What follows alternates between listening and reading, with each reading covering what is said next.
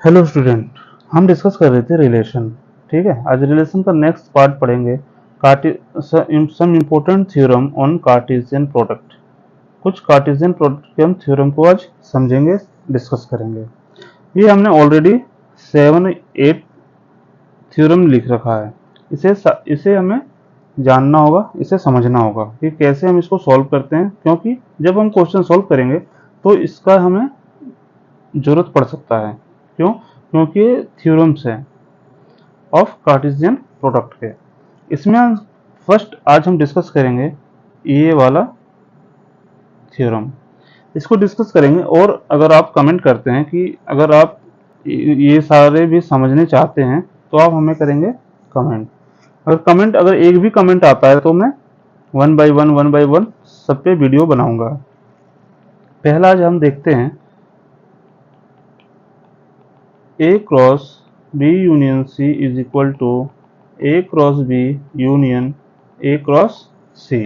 ठीक है, ये हमारा था पहला। वेरी गुड, ये हमारा पहला था। तो इसको हमने सेट्स पढ़ते समय हमने प्रूव करा था कि अगर दो सेट्स को अगर हमें इक्वल बनाना है तो एक दूसरे का सबसेट्स हमें पहले प्रूव करना होगा। मतलब कि ये पूरा एक सेट ही है ना, और ये कंबाइन पूरा एक क्या है, सेट्स है। तो मान लो ये पूरा एक सेट है जिसको हम डिनोट करते हैं x से, और ये भी पूरा एक सेट है जिसको डिनोट करते हैं y से, और इसको आपस में इक्वल करना है। जब भी कोई दो सेट्स को इक्वल हम करते हैं ना, तो हमें क्या करना पड़ता है, x is a subset of y and y is a subset of x, therefore set x is equal to set y। इस चीज को हमें यहाँ पे फॉलो करना पड़ेगा, इस चीज को समझते हैं। अगर इस अगर इस चीज को अगर अच्छे से आपको समझना है ना, तो हम सेट्स में बहुत सारे थ्योरम्स को प्रूव करे हैं हमने, डिस्कस करे हैं हमने, तब वहां से इस चीज को अच्छे से बारीकी से समझ सकते हैं। ठीक है, तो स्टूडेंट आज हम डिस्कस करते हैं, इस डिस्कशन को आगे बढ़ाते हैं। ठीक है, तो बढ़ाते हुए हमें क्या मानना है, पहले हमें आर्बिट्री एलिमेंट को पहले हमें समझना पड़ेगा। ठीक है, let a, b be an arbitrary element of A cross B union C। देखो, हमने यहाँ पे जो एलिमेंट माना है एक ऑर्डर्ड पेयर में माना है, A, B।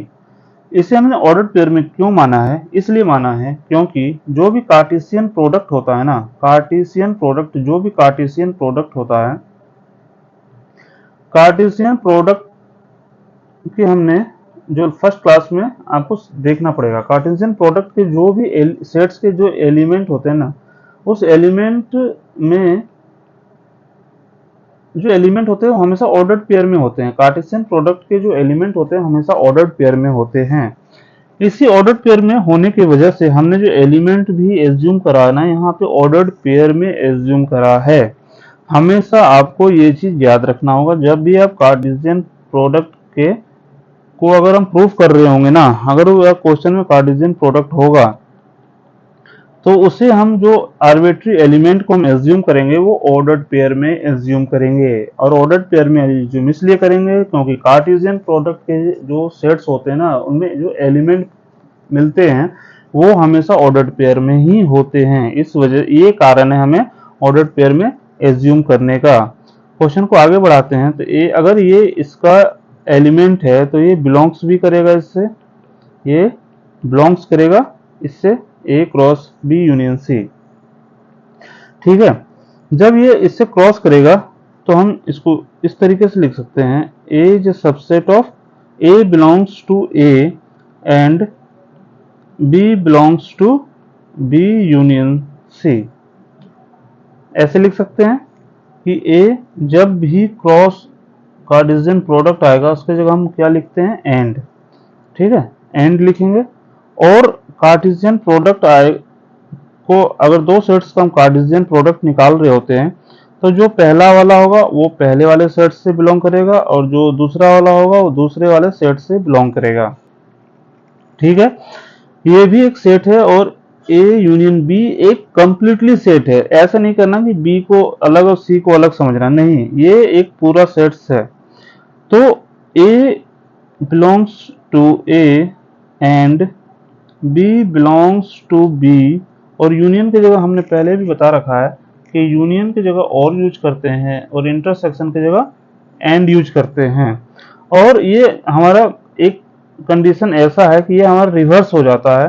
रिवर्स हो जाता है मतलब यूनियन की जगह एंड यूज करते हैं और इंटरसेक्शन की जगह और। आप मुझे बताएं, कमेंट करके बताएं, क्योंकि मैंने सेट्स में बहुत अच्छे से बताया हुआ है ये।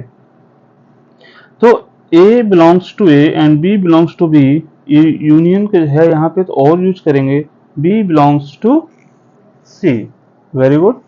अब यहाँ पे एक चीज बता रहा हूं, जैसे बी है ना, बी इन दोनों से बिलोंग करेगा। अगर यूनियन और इंटरसेक्शन होता है तो हम इस तरीके से लिखते हैं।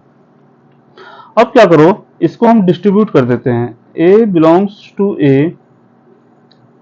And B belongs to B, और A belongs to A and B belongs to C. इसको हमने क्या करा, डिस्ट्रीब्यूट कर दिया। ठीक है, डिस्ट्रीब्यूटिव प्रॉपर्टी क्या होता है, जैसे ए क्रॉस बी प्लस सी है ना, ये बी प्लस सी, तो ए इंटू बी हो जाएगा प्लस फिर ए इंटू सी। ये पता होगा आपको। बस वही चीज हमने करा है, जो ब्रैकेट के अंदर जहां पे हम डिस्ट्रीब्यूट कर रहे हैं वो मिडिल में आ जाता है। तो वही हमने करा है कि ये यहाँ पे आ गया और ये इसके साथ डिस्ट्रीब्यूट करा दिया और ये इसके साथ हमने डिस्ट्रीब्यूट कराया। फिर डिस्ट्रीब्यूट होते ही ये क्या हो गया, A belongs to A cross sorry A comma B. ठीक है, A comma B belongs to A cross B, और यहाँ पे भी सेम होगा, A comma B belongs to A cross C. अब देखिए यहाँ पे ऐसा नहीं लिखना है कि एंड के जगह यूनियन नहीं आएगा। क्यों नहीं आएगा, या फिर सॉरी इंटरसेक्शन, एंड की जगह ऐसा नहीं है कि हम इंटरसेक्शन लिख देंगे। इस एंड की जगह इंटरसेक्शन इसलिए नहीं आएगा क्योंकि ए अलग है, यहाँ पे बी अलग है। जब ए और ए कॉमन होता है तो हम इंटरसेक्शन लिखते हैं। जब ये और ये अलग है, इसका मतलब हम समझ सकते हैं कि ऑर्डर्ड पेयर में है। ठीक है, तो यहाँ पे कार्टेशियन प्रोडक्ट हमें इंडिकेट कर रहा है, उस चीज से हमें समझना है। तो finally A comma B belongs to A cross B, और की जगह क्या लिख सकते हैं, यूनियन ए क्रॉस सी। तो हम यहां से स्टार्ट करा और एक कॉमा बी इससे भी बिलोंग कर रहा है, और हमने यहाँ पे दिखा रहा हूं, हमने यहाँ कर दिखाया कि ए कॉमा बी इससे भी बिलोंग कर रहा है। तो हम लिख सकते हैं A cross B union C is a subset of A cross B union A cross C. इसको मान लेते हैं 1। सेकंड में क्या है, अब इससे बिलोंग कराना है हमें ना, तो x let x comma Y be an arbitrary element of A cross B union A cross C. ये एक पहला कॉन्सेप्ट अगर अच्छे से समझ जाएंगे ना, तो आप गारंटी है कि 90% को आप सॉल्व कर सकते हैं बहुत इजीली इस तरीके के क्वेश्चन को। तो x कॉमा वाई जो बिलोंग, इसका अगर आर्बिट्री एलिमेंट है तो ये इस एलिमेंट से बिलोंग भी करेगा। ठीक है, तो अब क्या है कि x comma Y belongs to this, union है बीच में, यूनियन की जगह हम क्या लिखते हैं, और बिलोंग्स टू दिस, मतलब पूरा का पूरा लिखना है। x comma Y belongs to A cross B union की जगह में क्या लिखना है, और x comma Y belongs to A cross C. समझिए इस बात को कि जब भी हम x, सपोज एक ही टर्म रहता था ना, x एक ही एलिमेंट है ना, ये x belongs to A union B मान लीजिए अगर हम लिखते हैं, तो कॉन्सेप्ट के लिए बता रहा हूं ये, तो x बिलोंग्स टू ए और x बिलोंग्स टू बी करते थे। तो हमने ये पूरा एक एलिमेंट है ना, ऐसे नहीं समझना कि ये दो एलिमेंट है, ये ऑर्डर्ड पेयर में है। ये ऑर्डर्ड पेयर में इसलिए है क्योंकि कार्टेशियन प्रोडक्ट है, और कार्टेशियन प्रोडक्ट हमेशा ऑर्डर्ड पेयर में होता है। ये दो एलिमेंट नहीं है, ये एक एलिमेंट है। वन ऑर्डर्ड पेयर मतलब एक एलिमेंट, और ये जो एलिमेंट है ना, ये पूरा का पूरा एलिमेंट इससे भी बिलोंग करेगा और इससे भी बिलोंग करेगा। हमें ऐसा नहीं लिखना कि x इससे बिलोंग करेगा और y इससे बिलोंग करेगा, ऐसा नहीं लिख सकते क्योंकि बीच में यूनियन है। अगर यहाँ पे भी क्रॉस होता तो हम लिख सकते थे, और तो फिर यहाँ पे कुछ और होता फिर, ठीक है, या कुछ और होता या फिर वो अलग कॉन्सेप्ट होता। अगर हमें समझना, अगर यहाँ पे क्रॉस होता तो हम लिख सकते थे कि ये पहला जो कोऑर्डिनेट फर्स्ट सेट से बिलोंग करेगा और सेकंड कोऑर्डिनेट सेकंड सेट से बिलोंग करेगा। मगर यहाँ पे यूनियन है, अगर यूनियन है इसका मतलब, और यहाँ पे कार्टेशियन प्रोडक्ट है, इसका मतलब ये पूरा इससे बिलोंग करेगा और ये पूरा इससे बिलोंग करेगा। तो हमने वही करा है, x, y belongs to a cross b, union की जगह वो, और x, y belongs to a cross c। अब यहाँ पे क्या करना है, x belongs to a cross की जगह and y belongs to b। समझ रहे होंगे आप कि जो x है a से बिलोंग हुआ और y b से, क्यों, क्योंकि कार्टेशियन प्रोडक्ट है। और x belongs to a and y belongs to c, क्यों, क्योंकि कार्टेशियन प्रोडक्ट है। y c के साथ फर्स्ट कोऑर्डिनेट जो ऑर्डर्ड पेयर में होता है ना, suppose a, b ordered pair है, तो जो फर्स्ट कोऑर्डिनेट होगा वो फर्स्ट सेट से बिलोंग करेगा और सेकंड कोऑर्डिनेट होगा सेकंड सेट से बिलोंग करेगा। और ये क्यों करेगा, इसके लिए आपको पार्ट 1 रिलेशन पार्ट 1 पढ़ने की जरूरत है। अगर आपको पता है तो ठीक है, तो आप वहां से देख सकते हैं या फिर आप कमेंट से भी कर सकते हैं, तो मैं आपको बताऊंगा।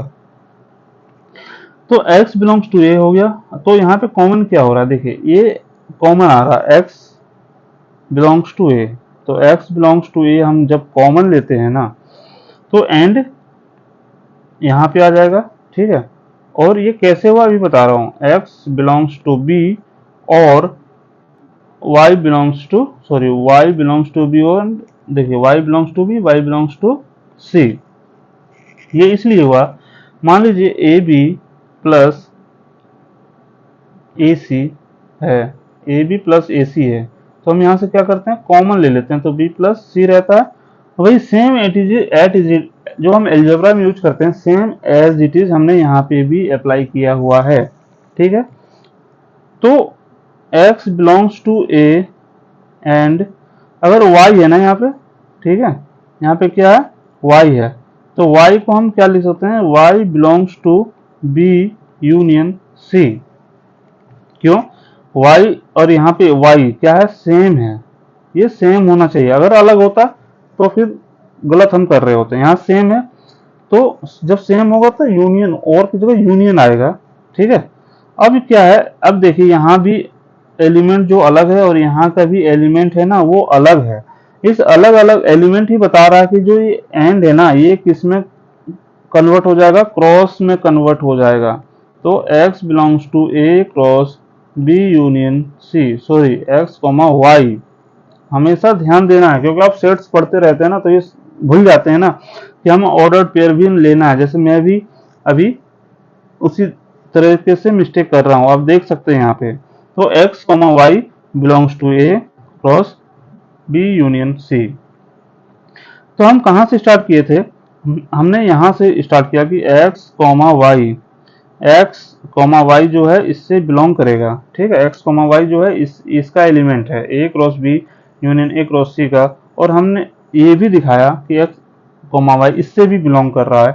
तो इससे हम लिख सकते हैं x cross b union a cross c is a subset of a cross b union c। इसे हम 2 मान लेते हैं और लिख सकते हैं from 1 and 2 a cross b union c is equal to a cross b union a cross c, hence proved.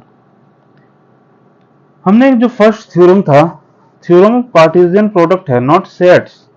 Sets का ही तरीके से हम करते हैं, मगर ये कार्टेशियन प्रोडक्ट है, सेट्स ऑफ कार्टेशियन प्रोडक्ट। और सेट ऑफ कार्टेशियन प्रोडक्ट में हमने ये सीखा कि जो एलिमेंट होगा ना, और जो एलिमेंट होगा वो ऑर्डर्ड पेयर में होगा।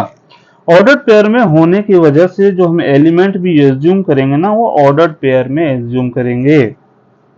ठीक है, तो ये हमने यहाँ पे करा और उम्मीद करता हूँ आपको समझ में आ रहा होगा। ठीक है, अगर आपको समझ में आ रहा होगा तो आप कमेंट करके बताइए कि हाँ समझ में आ रहा है आपको।